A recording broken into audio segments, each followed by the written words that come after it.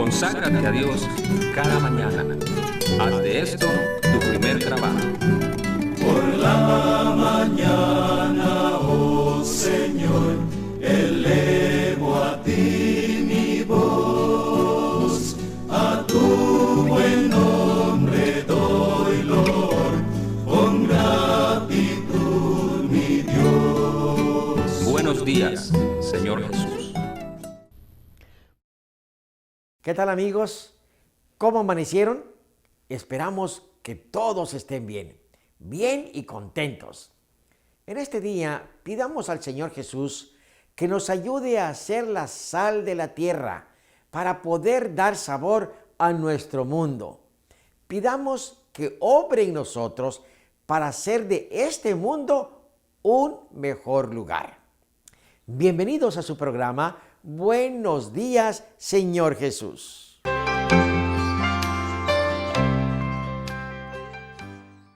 Saludamos cariñosamente a todos nuestros hermanos y amigos que nos acompañan en esta devoción matinal, en la que oramos y estudiamos la Biblia. Pidamos la protección de Dios en oración. Bendito sea, Señor, por el nuevo día que nos das. Rogamos que nos cuides de los peligros a los que estamos expuestos. Rogamos, Señor, que nos ayudes a evitar errores que pueden tener consecuencias malas y que nos ayudes a hacer bien lo que vamos a hacer. Te lo pedimos en Jesús nuestro Señor. Amén. Veamos el libro de Tito 3:1.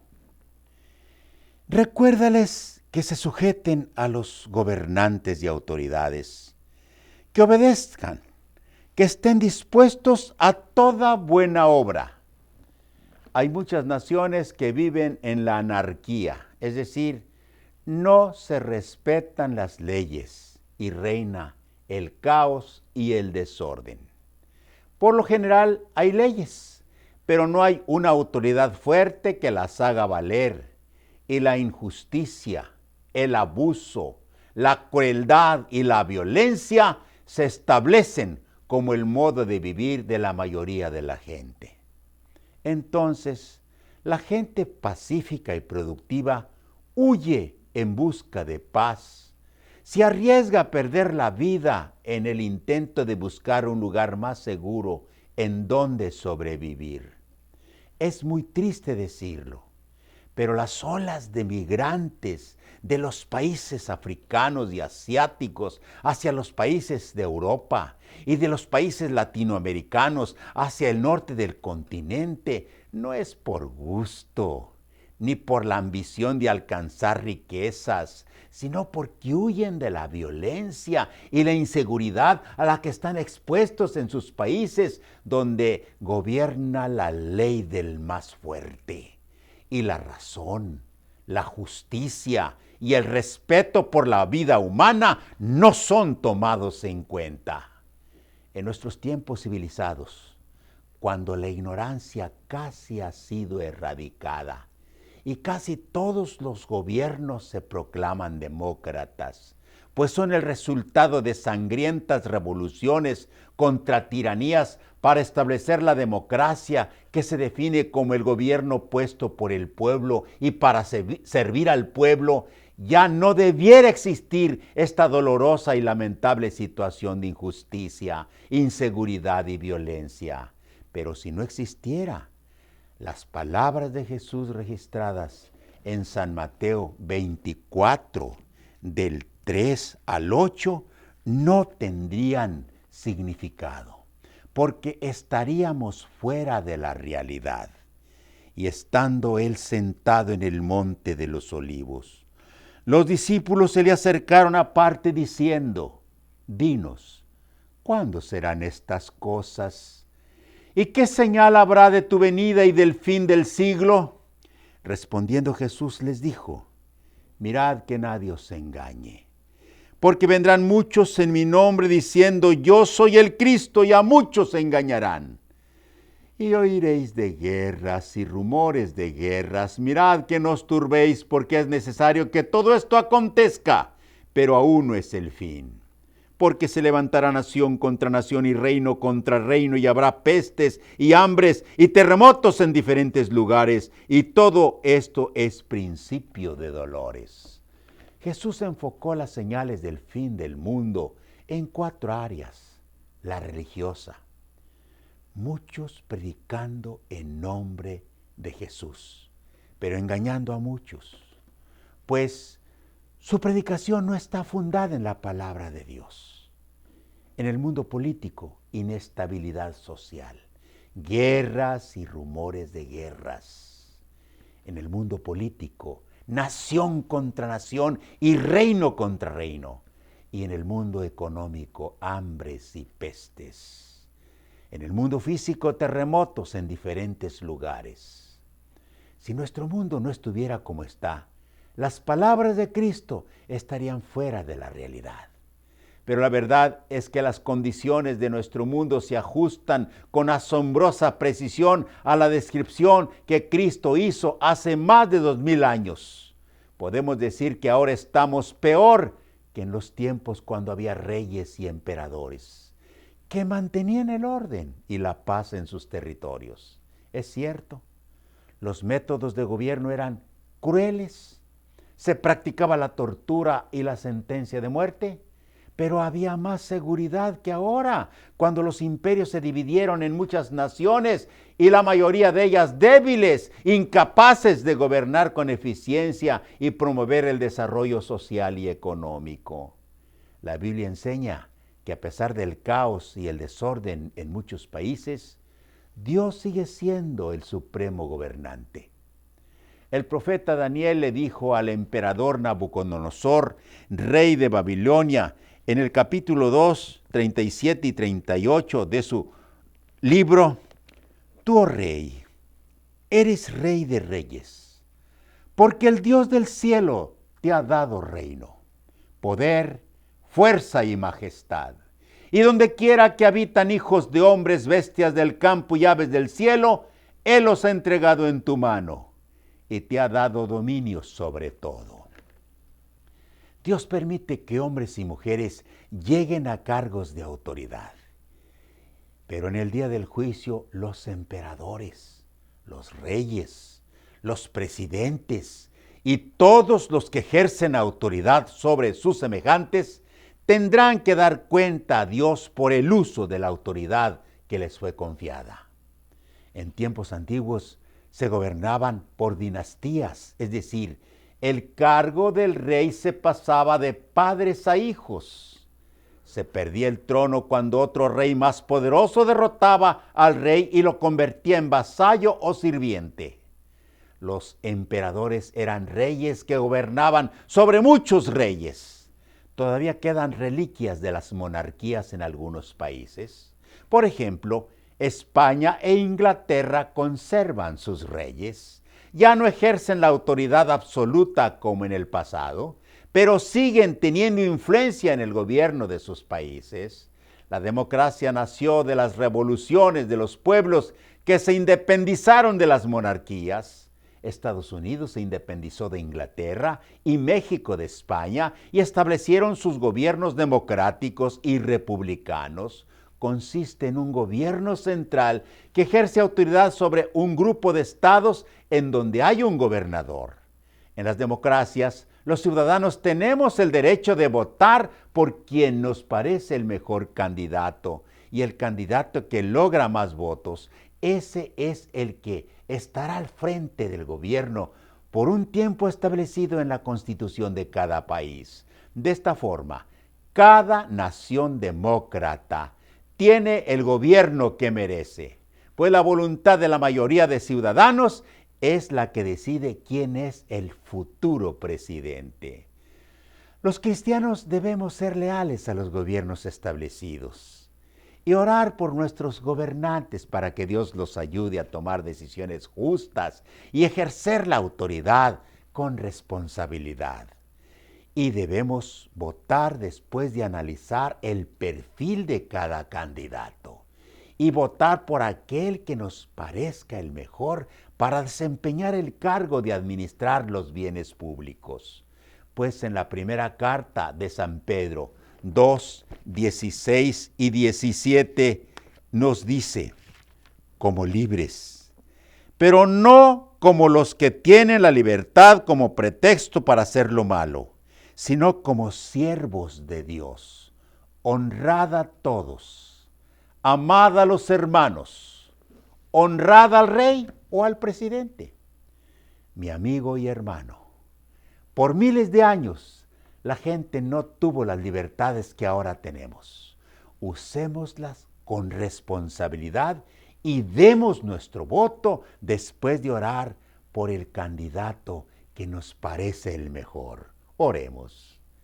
Bendito Señor, muchísimas gracias porque vivimos en una época de libertad, pero también, Señor, peligrosa, porque muchos usan mal su libertad. Ayúdanos, Señor, a vivir en paz mientras que tú vienes. Y ayuda a nuestros gobernantes a ejercer la autoridad conscientes de que un día van a dar cuenta de sus responsabilidades. Te lo rogamos en el nombre de Cristo. Amén.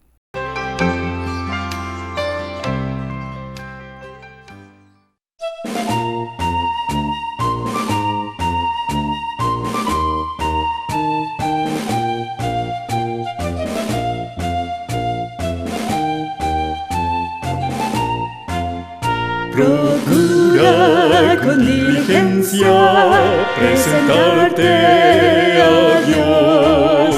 Procura con diligencia presentarte a Dios.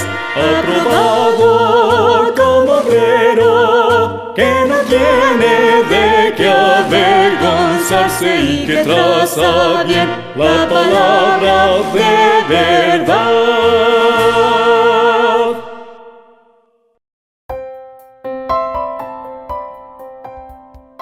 Muy buenos días, amigos televidentes. Nuevamente les saluda su amigo el Dr. Gordon en esta mañana.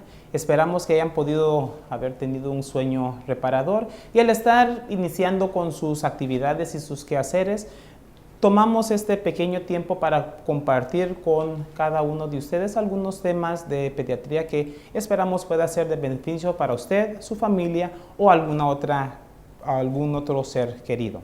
En esta mañana nos gustaría tocar un poco de lo que es el tema, o revisitar más bien el tema de lo que son los niños hiperactivos, pero en esta ocasión lo veríamos desde un punto de vista un poco distinto.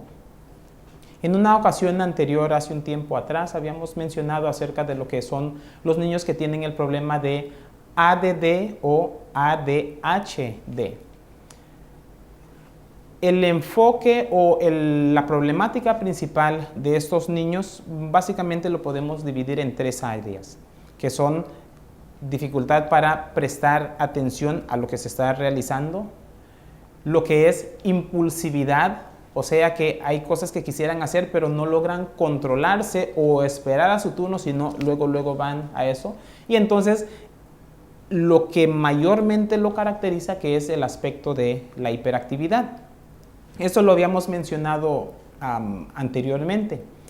Y especialmente porque en los niños que padecen de este problema tienden a tener el problema de la hiperactividad, tienden a tener gran dificultad en muchas áreas, especialmente en lo que es el ámbito escolar. Ahora, con lo que nos gustaría tratar el día de hoy es de que muy frecuentemente estos niños no solamente tienen este problema, sino que tienen lo que llamamos comorbilidades, que son otros trastornos o otras así llamadas enfermedades que están asociadas con esto. Por ejemplo, las estadísticas nos indican que más o menos un 35% de los niños que tienen el problema del ADD o ADH, que es el problema de falta de atención, hiperactividad, tienden a tener lo que se llama trastornos de conducta o trastornos de oposición. 25% de esos niños tienden a tener problemas de ansiedad. Aproximadamente un 18% de ellos tiende a tener problemas de depresión y un porcentaje un tanto menor que los anteriormente mencionados tienden a tener otros problemas, incluyendo lo que son problemas de aprendizaje. Por lo tanto, se dice que más o menos como unas como un 60-70% de estos niños tienden a tener otro diagnóstico aparte de lo que es el problema del síndrome de déficit de atención y de hiperactividad. Frecuentemente tiende a ser muy difícil de diagnosticar. ¿Por qué? Porque tienden a tener muchos síntomas en común y en algunas ocasiones cuando algún síntoma se les está atribuyendo al problema de hiperactividad, en realidad puede ser relacionado con otra comorbilidad. Y es en esa ocasión donde se considera de que cuando un niño ha sido diagnosticado y ha comenzado con el tratamiento y no está teniendo una buena respuesta a ese tratamiento, es cuando entonces necesitamos considerar la posibilidad de que más bien sea alguna otra enfermedad o algún otro trastorno que esté teniendo. Algunos ejemplos. El desorden de ser oposicional, que como mencionamos anteriormente, 35% de los niños que padecen del déficit de atención y de hiperactividad tienden a tener, ellos pueden tener las siguientes características. Número 1, tienden a discutir mucho, especialmente con lo que son otros adultos. Fácilmente tienden a perder el control. Su característica principal es de que ellos siempre le echan la culpa de lo que ellos mismos hacen a alguna otra persona. Se oponen a seguir órdenes y tienden a tener aparentemente un gran gozo de irritar deliberadamente a otras personas. Este es uno de los mayores problemas que se tiene, ya que hay personas que muchas veces están dispuestos a trabajar con ellos, pero porque constantemente se les tiende a estar irritando, muchas personas fácilmente tienden a perder la paciencia con ellos. Pero identificando esto y sabiendo que es un problema, entonces es un poco más fácil poder enfocarse no tanto directamente en el niño, sino en el problema que éste tiene para tratar de ayudarle. Otro de los trastornos es el de la depresión. Cuando hablamos de depresión, tendemos a tomar en cuenta mucho lo que son los síntomas que los adultos tienden a tener, que es falta de interés en actividades regulares, problemas del sueño, que es ya sea exceso de dormir o poco dormir, o trastornos de la alimentación, que es comer mucho o comer poco. Los niños muy frecuentemente no presentan estos síntomas, sino a lo contrario tienden a ser muy irritables, se enojan muy fácilmente y tienden a tirar muchos, lo que llamaríamos usualmente berrinches. Cuando un niño presenta con estos síntomas, una de las cosas que tenemos que mantener en mente es la posibilidad de que ese niño esté deprimido, cosa que puede extrapolarse también con el siguiente problema, que es el problema de la ansiedad, que aparte de los síntomas de depresión tienden a ser un tanto oposicionales. Trastornos de aprendizaje, especialmente con las técnicas y los cambios de sistema de educación, se han estado notando mucho en nuestros días, que puede ser a través de trastornos de aprendizaje por medio de lo que es la comunicación, la lectura, la matemática, lo que es el procesamiento de la información también.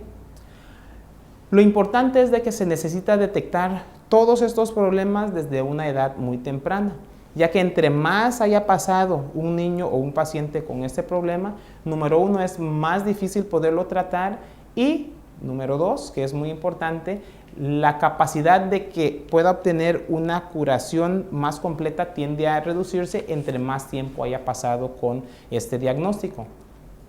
Ahora, ¿por qué tanto énfasis en esto? Porque algunas personas dicen, no, pues solamente son niños, son muy juguetones, corretean mucho y todo lo demás. La cosa es esta: cuando los niños en realidad tienden a tener este tipo de problema, se han visto algunos factores importantes. Número 1, tienden a ser muy propensos a distintos accidentes. ¿Por qué? Porque por ser muy distraídos no ponen suficiente atención. Aparte de eso, tienden a ser muy impulsivos. Son de esos niños que llegan a una esquina y en vez de mirar hacia los lados, rápidamente quieren cruzar la calle, aunque muchas veces se les ha dicho hay que mirar a ambos lados antes de cruzar la calle. Eso es en la niñez. ¿Qué es lo que sucede más adelante? Se ha notado de que pacientes que tienden a tener ese tipo de diagnóstico durante la adolescencia y edad adulto joven, frecuentemente tienden a utilizar drogas, frecuentemente tienden a fumar, tienden a ser muy promiscuos sexualmente también, y entrar en mucho conflicto con lo que es la ley. Así que muchos de ellos tienden a estar frecuentemente en las cárceles. Porque es importante utilizar el tratamiento para que ellos puedan aprender mejor, cursar mejor a través de la escuela, que les va a brindar un mejor futuro. Les evitamos este tipo de problemas o secuelas, ya que al lograr ellos enfocarse, concentrarse mejor y realizar sus tareas, van a tener mejor confianza en sí mismos y van a poder avanzar y progresar mejor en la vida.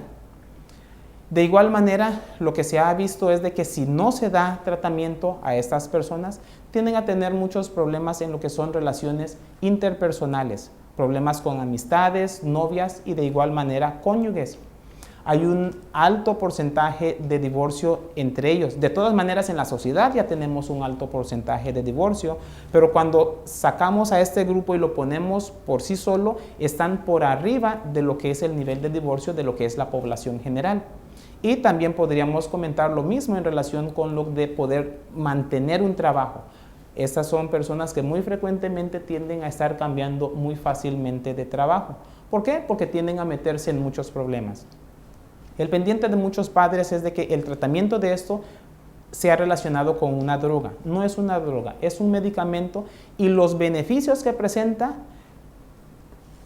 sacan de proporción mucho lo que son los problemas que esos niños puedan llegar a tener. Si su niño presentara alguno de esos síntomas de hiperactividad, irritabilidad y cosas así, consulte con su pediatra. Probablemente califique por una evaluación y así podemos ayudarle para lo que es el futuro.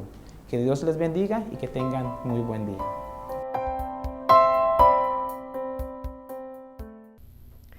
Qué rápido se pasan estos momentos de meditación y consejos. Es una bendición iniciar el día con la dirección de Dios. Si usted está leyendo la Biblia para terminarla en un año, puede ver en la pantalla los capítulos para hoy.